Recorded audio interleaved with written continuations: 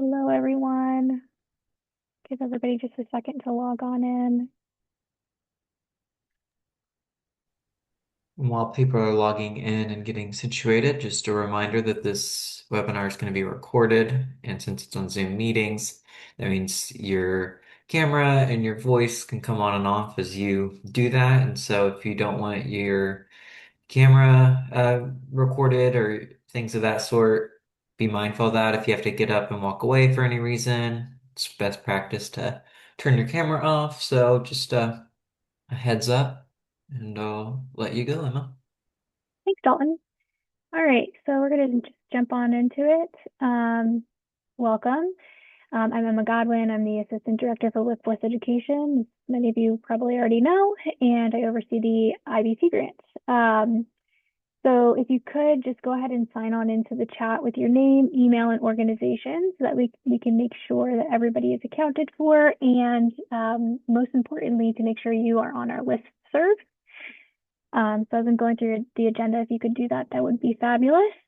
So today we're going to talk about the grant, a brief overview of the grant, goals, target population, etc. We're going to talk about some updates, including performance measures, charts, quarterly reports, and some budget modifications. Then we'll go into some peer breakouts and report back out to the group, the whole group. We'll go over some informational items like data collection, payment process, operational sessions, PD sessions, and contacts. And lastly, we'll leave some time and space for questions. Okay, so jumping into it.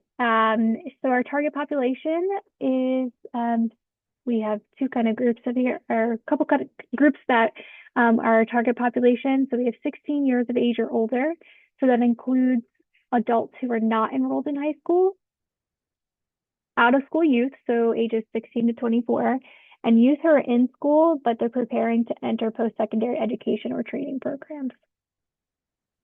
So included in the adults not enrolled in high school, we have adults who are who have limited academic or basic training. They're underemployed or unemployed, and they're ready to enter post-secondary education, leading to training for employment in high skill, high wage, and in-demand occupations.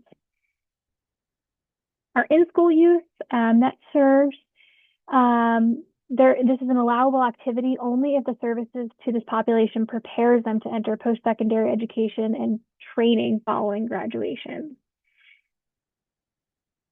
Then moving into grant objectives, we have objective 1, which is the adult education bridge and integrated education and training programming. I won't go through the specific details of each of these objectives, because if you chose those objectives, you probably know what they are. Objective 2 is seamless transitions for college and career pathways, and objective 2 has those sub objectives as well.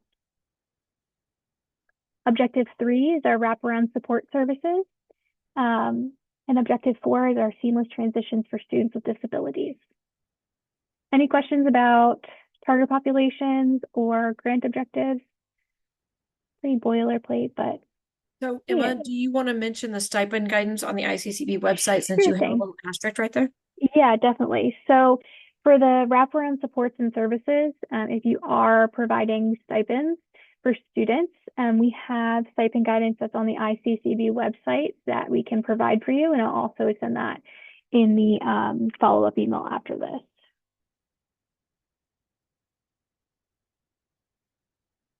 All right, just making sure I write that down so I don't forget.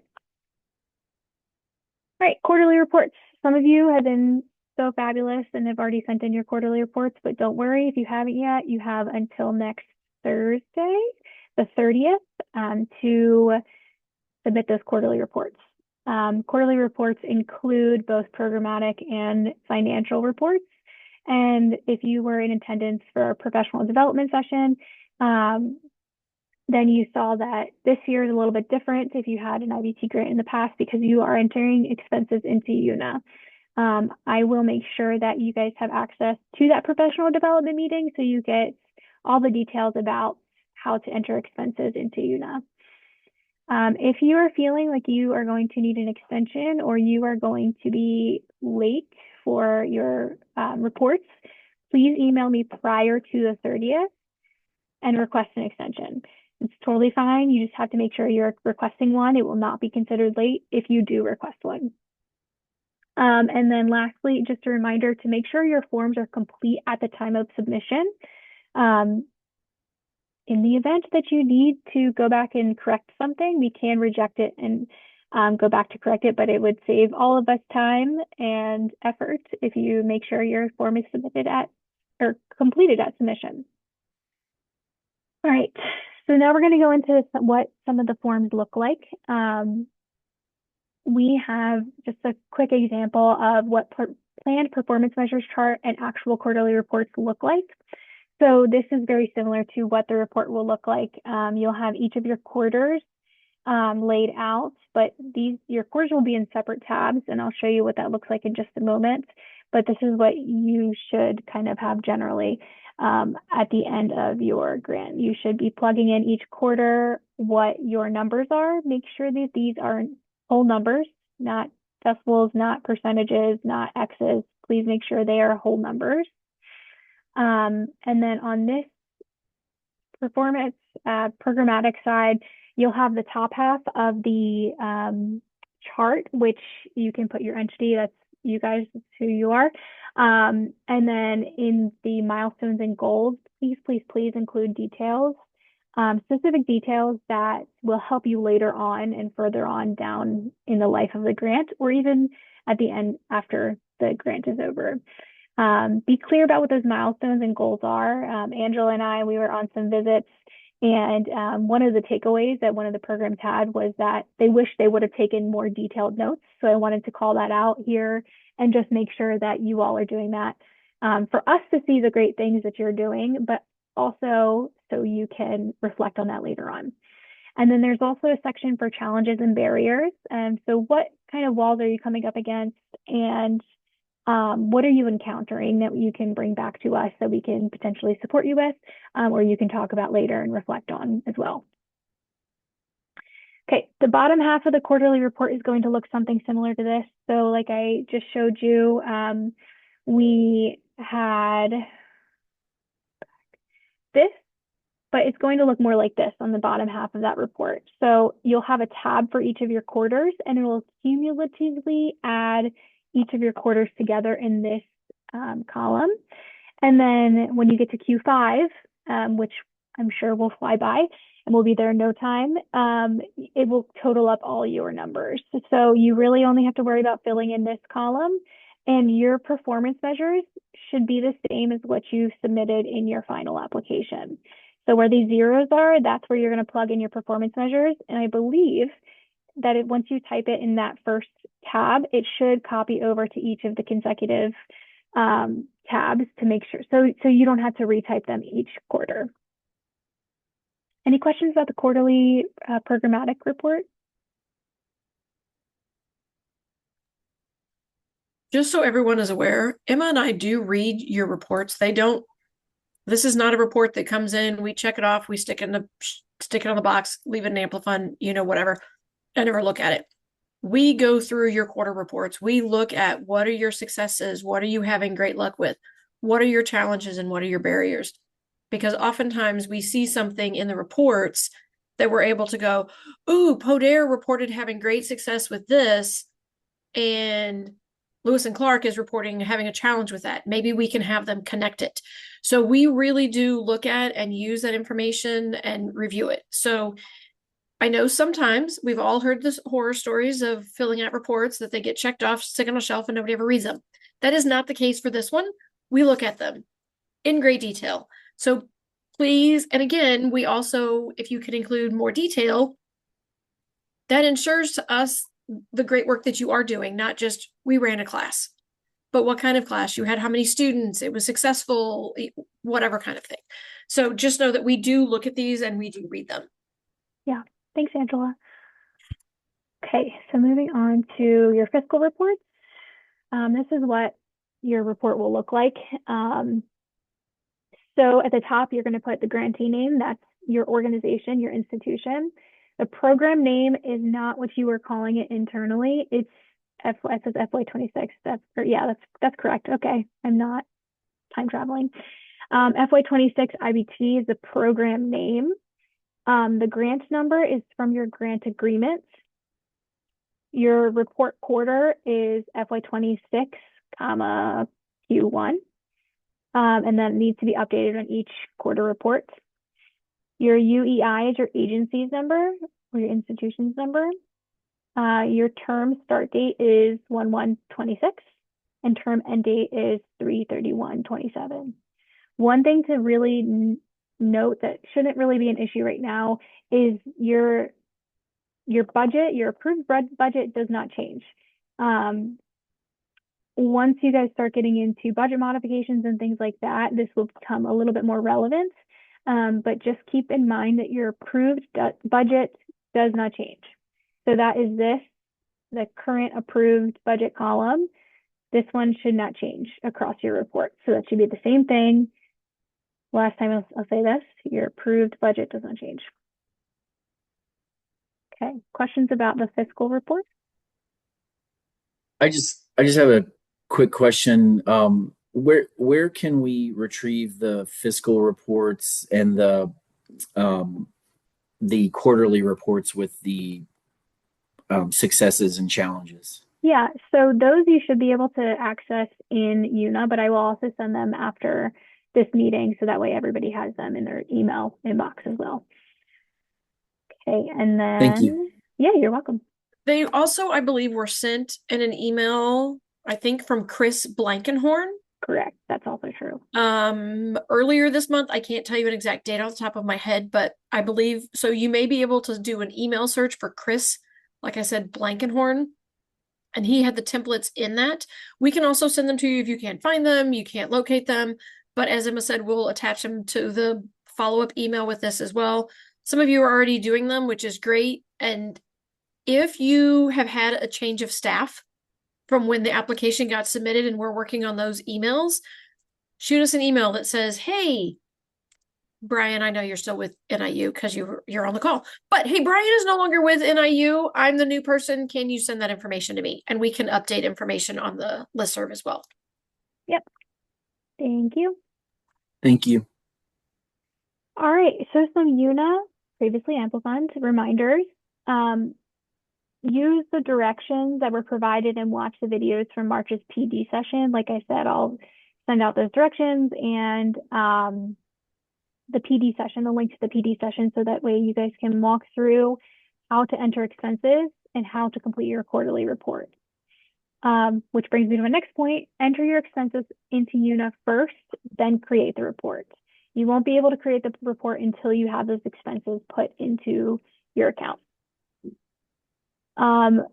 Just a reminder that save means you can go back later and make edits to it. Close is when you submit it to ICCB. So if you need to go back, if you're doing this piecemeal, which is totally fine, make sure you're clicking save and not close. And if you do hit close, just reach out to us and we can reject it and send it back to you. Which is point number 4.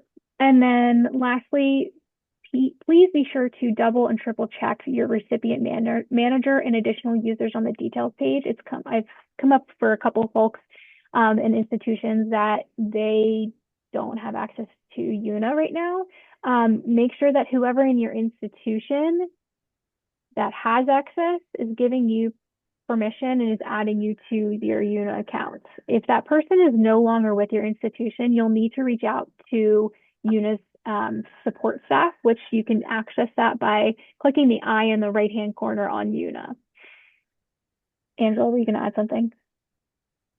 Nope, Oh, I'm good. Okay. All right. Questions about these reminders?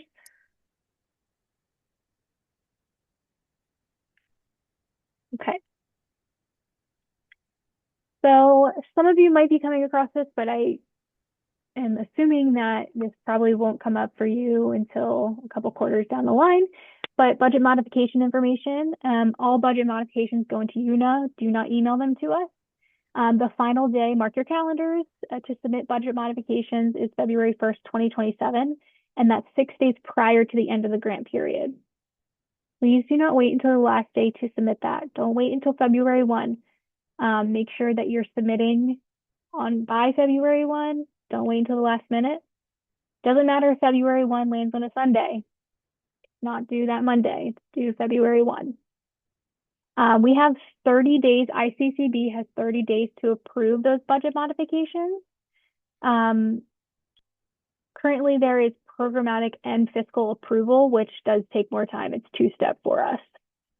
ICCB is currently denying approvals submitted incorrectly and past the deadline. So if you're submitting past the deadline, we will deny it. And if you're submitting things incorrectly, we need that to be corrected. So we'll deny and you can resubmit should you need to. All right. So next we're going to get into some breakout sessions. I'm going to share groups in just a moment. So take a look at the screen. It's by objective, but objective 1 has 2 groups. Okay, so just take note of that. So group number 1, we have Blackhawk, City Colleges, College of Lake County, Illinois Valley Community College, Lewis and Clark, Metro Family Services, Rock Valley, ROE 33, and Trellis. That's group 1. Group 2, and I see Trellis is on here first. Trellis, you get to pick which group you're in. Sorry about that. Group 3. Group 3 is objective 2. So if you're in objective 2, you are in group 3.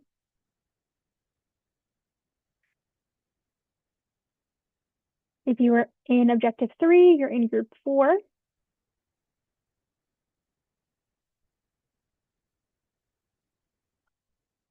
And if you're in objective 4, you're in group 5. So I'm going to send you guys off. Dalton or Brittany, somebody's going to open up breakout rooms in just a second. But before you do that, here are 2 discussion points that I want you all to reflect on, talk about. It might be wise to have somebody be the note taker or the person who's going to share out, because we're going to ask for share outs after this. So the first question is, what has been one highlight from the first quarter of the grants, and what has been successful so far? So if you've already done your quarterly reports, you should have some milestones and goals that you can talk about here. If not, it's a good time to reflect on those highlights. And then the second discussion point is identify specific help from us, ICCB, or other programs that you need to implement for your grants. So that might be help with UNA, form completion, expending funds, so on and so forth. So if we could have those rooms opened up, and I'm going to give you guys probably about 45 minutes to discuss to make sure everybody's getting a turn to talk and reflect. But once those rooms open up, you can go back into them and start your conversation. We have these 2 discussion points. So mine popped up at the bottom. Under more with the 3 dots. I have to click on that and then join breakout room from there. So mine did not automatically tell me to join a breakout room. It just told me that the breakout rooms were open. And I can go through that group again. And just like Maria, if you missed where your group is, just unmute, stick it in the chat. We'll figure out, we can tell you we'll flip through slides and figure out where you need to be.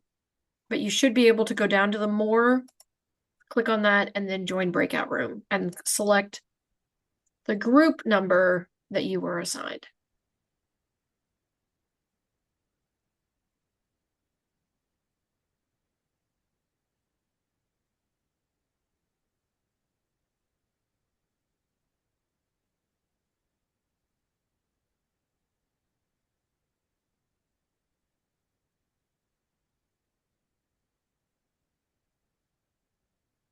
If you still need to know your group, come off mute or pop it in the chat. Looks like most people have found their way. So is Natalia the only one that's not ICCB, ICSPS, it looks like? See Liz as well for our Elizabeth is Elizabeth, yes. Oh wait, Elizabeth Farrar, never mind. I have a different Elizabeth in my head. Elizabeth Farrar is with SWIC. So SWIC, And I'm having a hard time with technology today. That's fine. We can put I you just in saw there. them. Go back. I think maybe 3. Yeah, that's right. Yeah, in 3. 'cause Two. There, group 3. So Dalton, could you please put Elizabeth Farrar in group 3? I think she's successfully. So She's I'm gonna gone. go.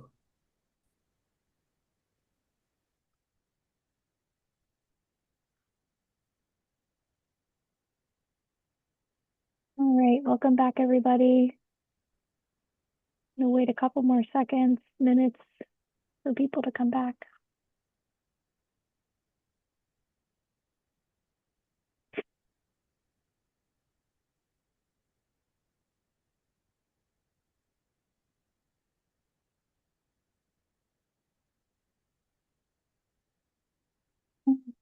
It looks like it might be everybody. So I hope you guys had some really great, fruitful conversations. We're just going to do some report outs. I'd like to hear from one person from each group, roughly. So we'll just jump right into it. So for group 1, let's start with the first question. What has been one highlight from the first quarter of the grant, and what has been successful thus far? So if you guys could summarize what your group talked about for that first question, be great.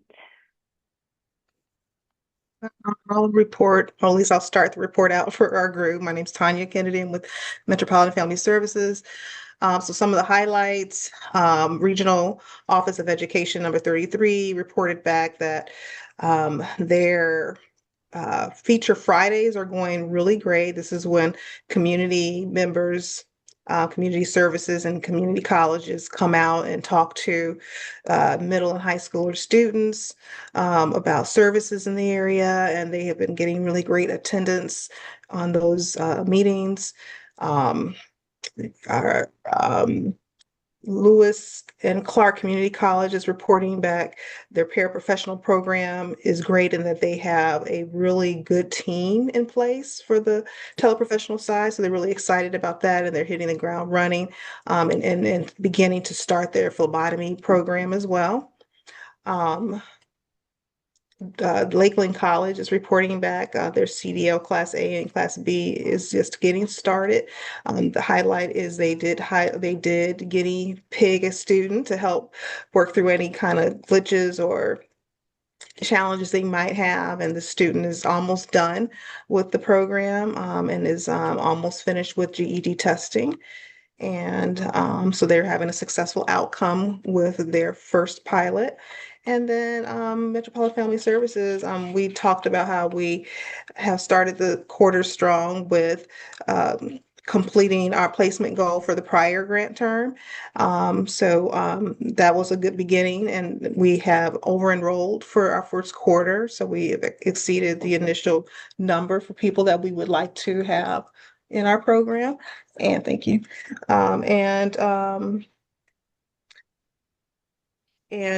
We are reducing the number of incompletions from the prior year by kind of streamlining our process a bit more in terms of um, increasing our job readiness training and just preparing our students better for to begin their technical training in the phlebotomy program. As far as challenges or needs, most people reported back that it's just a little too early to report back what they may need, while most programs are just getting started. Awesome. Thank you. That's that's great. Let's move on to group 2, which is still objective 1, but somebody from group 2, if you want to go ahead and start us off with your group.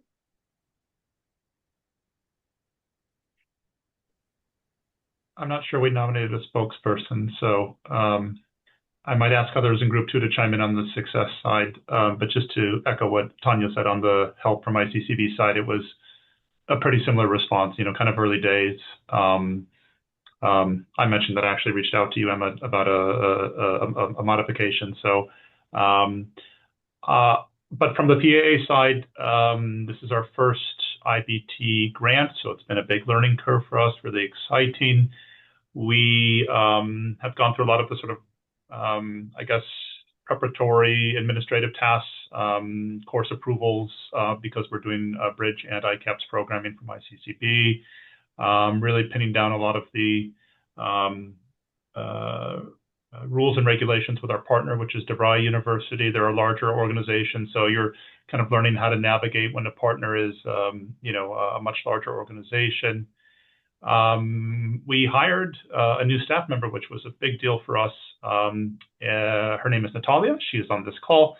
She's our new career pathways coordinator. So she and I are together launching this program from scratch, and then she will be the primary caretaker of the program, for the main duration of the grant period up and for years now. So we're really excited about that. We're learning a huge amount about kind of operationally how to run the program, who we're going to be able to recruit and to attract. So yeah, it's been, I think, I didn't think we nominated a spokesperson. So if anyone else from Group 2 wants to chime in about their successes, but I'm just reporting back from the PA. Thanks, George. Yeah. Anybody else want to share out from that group?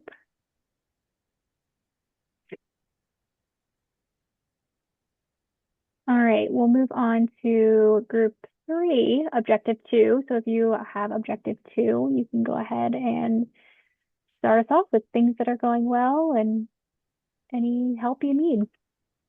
I've I'll do my best. If someone from Group 3 wants to interrupt me, please. So Harper College added a new population to who they're serving this year in prisons. So excellent for students trying to reskill or changing careers. They also doing a great work with new immigrants. So they report all as well.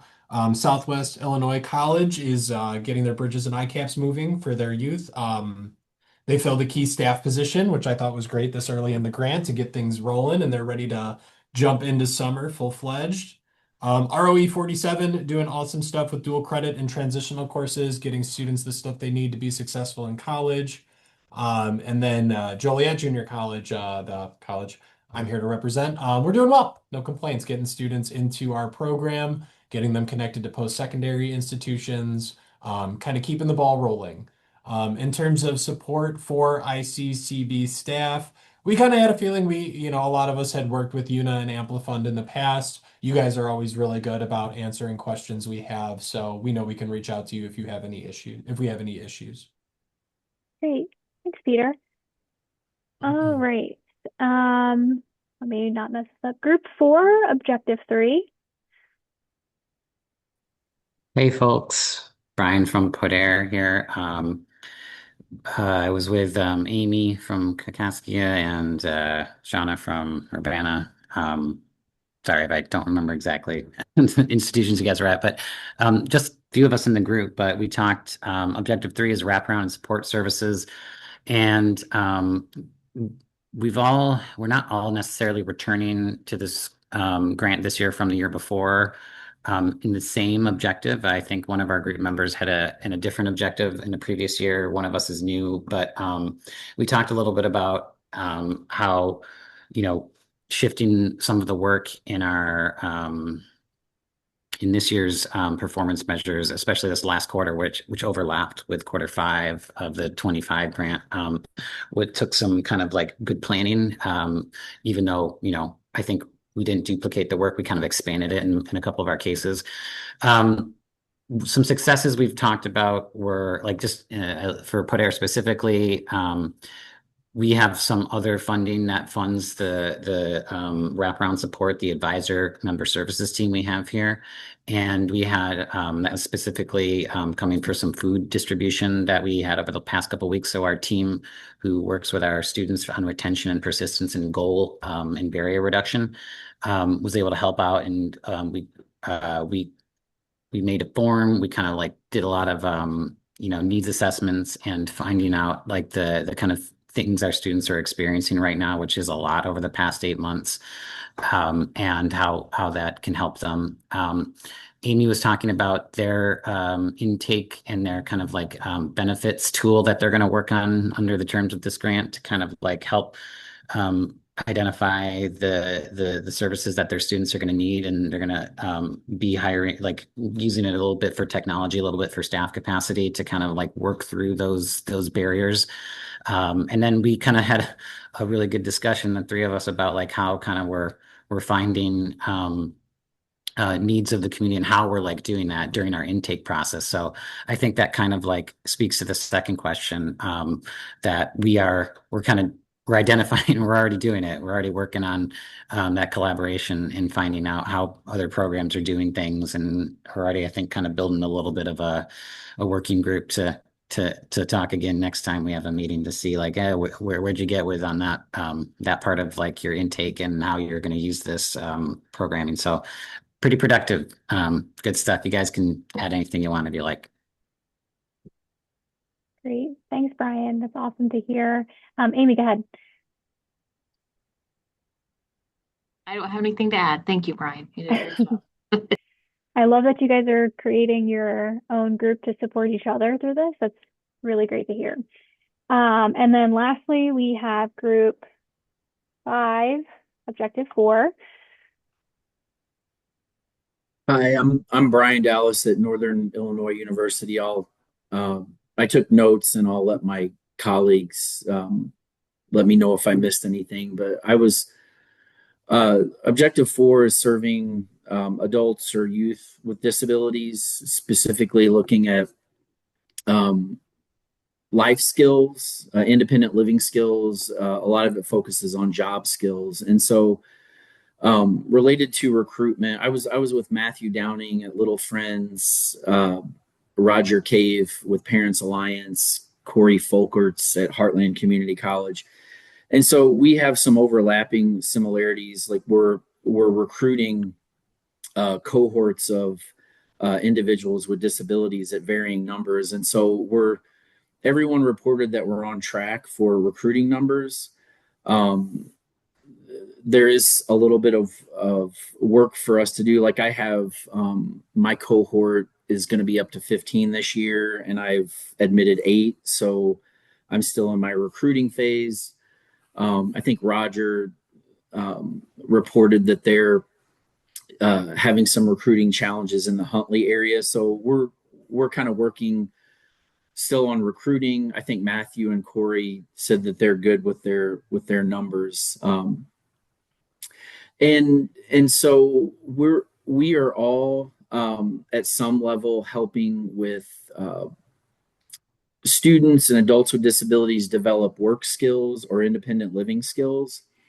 And many of us, like Heartland and Parents Alliance and my work at NIU, we've been associated with ICCB for multiple years now, and so we're established programs, and we identified that as a strength because it does help with recruiting as we're going back to, like I go back to specific school districts year after year, trying to recruit juniors in high school with an IEP or a 504 plan that are tracking to go to college. The other thing that I highlighted as a strength, I've added some partners to review the curriculum from my program. So I'll have, before we do our summer camp in July, I'm partnering with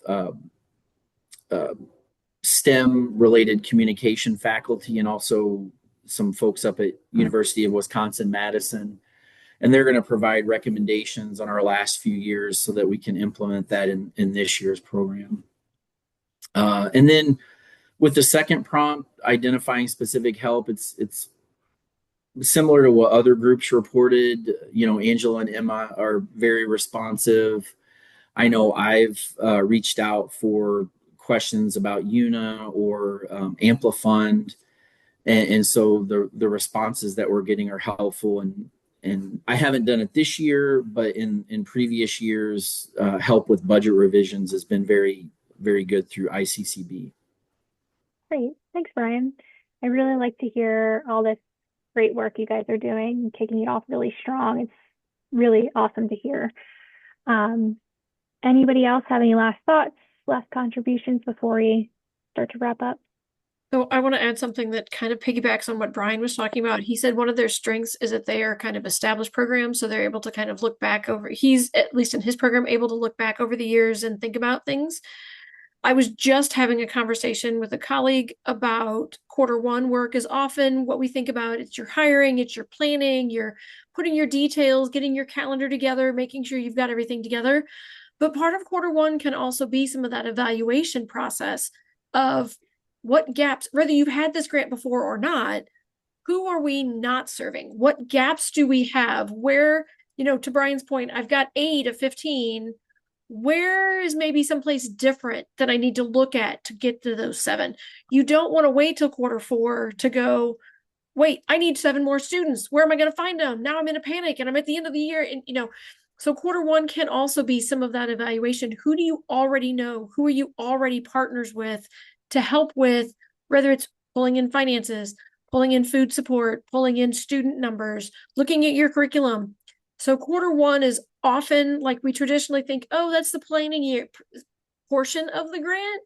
It's also good to look at, use it as maybe some evaluation and say, what could we do? You've already got your plan, so we know that. But is there anything that we missed 6 months ago when we wrote that plan that has now changed, that we need to beef up one partner, we need to alter something, a location change, whatever that is. So just piggybacking on what Brian said, yes, those established programs can do that, but even brand new programs can use that as well and look at what are we maybe missing? How do we get 2 more students? How do we get 8 more students? Whatever that number is. Great. Thanks, Angela. All Can I ask right. a question? Yeah, please. Sure. Is there, because Natalia and I have been talking about reaching out to other ICCB providers in terms of, marketing and outreach. I mean, all of us, I think, are in different stages of the marketing outreach, advertising sort of phase. We're recruiting, right, for students. Is there a unified list of all IBT providers and the programs that they're offering and the services that those exist, such that if we have somebody walk through our doors that is looking for something that we don't provide, but there's somebody else that we know does, we could refer them to them and vice versa? Because it's, we're just talking about, outreach and marketing and advertising. Obviously, we have a pretty wide social media presence. We recruit internally from for this IBT program, for the Bridge and ICAPS programs, from our ELA and ABE and IELCE programs and so forth. But it seems to me like, in the spirit of, rising tides, raise all ships. Like, is there a more coordinated way in which we could help each other out, basically? Because given the diversity of programming here across all the different objectives, right? Like, there's no one organization is going to be able to, obviously, satisfy all the sort of the needs of the students that are coming through their door. So I'm just proposing this as a potential idea that we could, all be aware of what everyone else is doing, if that's possible, or maybe that exists and I'm unaware of it, in which case I apologize. I know ICCB has a list of, like Bridge and ICAPS providers, right? That's out there, but Bridge and ICAPS is only one of many different, kinds of programming that are offered through IBT. So I'm just wondering if something like that's possible, because we could, I think, collectively help each other out with outreach and marketing and advertising, and yeah, help everyone. So just a question, request, suggestion. I don't know. Emma, I have a couple of thoughts on that. Do you want to go with that? Do you want me to share my thoughts? Please go ahead. So, George, to answer your question, yes and no. The allocation list exists on our website, so that would tell you who is funded for IBT this year. However, the allocation list does not tell you what they're doing. So yes, sort of, there's a list of who there are, but it's not really helpful to your point of, oh, I need somebody that needs into a bridge in this, or I know someone who's got working this disability and needs help working with this, or, so some of that. One option that is out there that we haven't really utilized a great deal, but we can, on the listserv, on the IBT listserv, that really is something that you all can utilize as much as we do. I mean, we use it to share information out with you, but I'm going to pick on George because he asked the question and I can see him on my screen. George says, hey, I've got students in this particular area that are in need of, they're wanting to get into CNA educational work. We don't offer that. Is there anybody near us that does? You could put that on the listserv and then it would go to all of the grantees and they could maybe respond with, ooh, that's us. I mean, you wouldn't necessarily need to respond with a no, not us, but yes, here's my contact information, George. That's one way you could do it and do it kind of more of an immediate thing. We don't have a list, and part of that is because there is such diversity within this grant. That list would become huge. So I will tell you that I created a cheat sheet that is pretty basic, and it already covers 2 pages. And it's basic. It is a basic cheat sheet. So when George sends me an email and says, hey, we want to do a scope mod on this, I can look at it and go, yeah, that kind of fits what he's doing. Or holy cow, they took a hard right turn in their grant and none of this lines up. So it's something that could possibly be created. I don't know where it would live, and I'm not sure how user friendly it would really be.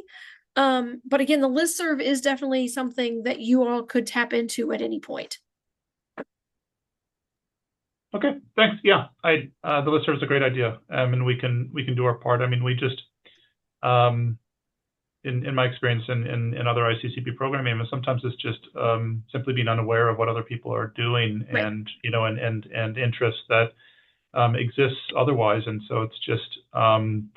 I've had this conversation with a lot of folks in related but other contexts about, oh, I didn't know you guys were offering that program, and and it may have been a month ago or 2 or 3 months ago, someone came through our doors, and so for instance, we used to have a CNA ICAPS at the PA up until a few years ago. We had to stop that, but I know there's other CNA programs out there. We still get calls for CNA, and so like if I knew immediately. In our area, we're in North Chicago, that these other providers, through IBT are doing CNA-related ICAPS. I could immediately just, direct them there. So it was just, again, in the spirit of helping everyone out collectively with outreach, and advertising and marketing, since we're all in the IBT universe already. Yes. Thank you. Yeah, great thought, George. All right. We wrap up with just a couple informational items. With IBT FY26, we are going to be asking at the end of the grant for you all to submit a jot form survey. And these are the pieces that you will need to submit on that. So we're looking for some demographic data collection. So this includes gender, disability status, veteran status, race, and ethnicity, as well as age. So just keep that in the back of your mind as you guys are enrolling, recruiting, et cetera, and looking at your students that are served. The payment process. So this is really just a big piece of information for those of you. There's no payment request. Your funds are received up front. If you have not received that yet, this is a bit of information just for you to keep. Allow 45 to 60 days from the date of execution for you all to receive the check. We do checks only because it comes through the comptroller's office. So they do not do direct deposit or any of those fancy things, checks only. And this is kind of the process of how programs receive their grant dollars. First you start with your fully executed agreement signed by ICCB as well as your program. ICCB fiscal is notified to send the grant payment to the comptroller's office. And then they issue the funds, and they have up to 5 days to approve, and then 30 days to send you the check. So it takes about 45 to 60 days for the entire process. We also know that later release of your funds impacts your spending, so complete the Q1 report as appropriate for your program. Some operational meetings. These are all of the operational meetings that we have left already. So make sure your calendars are marked. If you need the link to sign up and register, for these operational meetings. I will also include that along with the professional development meetings registration link in my follow-up email. But we have July 21st, October 20th, and January 19th, 27, and they all occur at 10 a.m. On approximately the third Tuesday of each month or of those months. All of the meetings are recorded and grantee attendance is required. So if you are here this time and you can't make it on July, make sure you're sending somebody that is working on the IBT grant. Professional development sessions, they happen every month on the third Tuesday at 10 a.m. So same time, these happen when the operational meetings are not happening. The only exception is in September, which is when the Forum for Excellence happens, and we suggest that you all go to that instead of having a professional development meeting.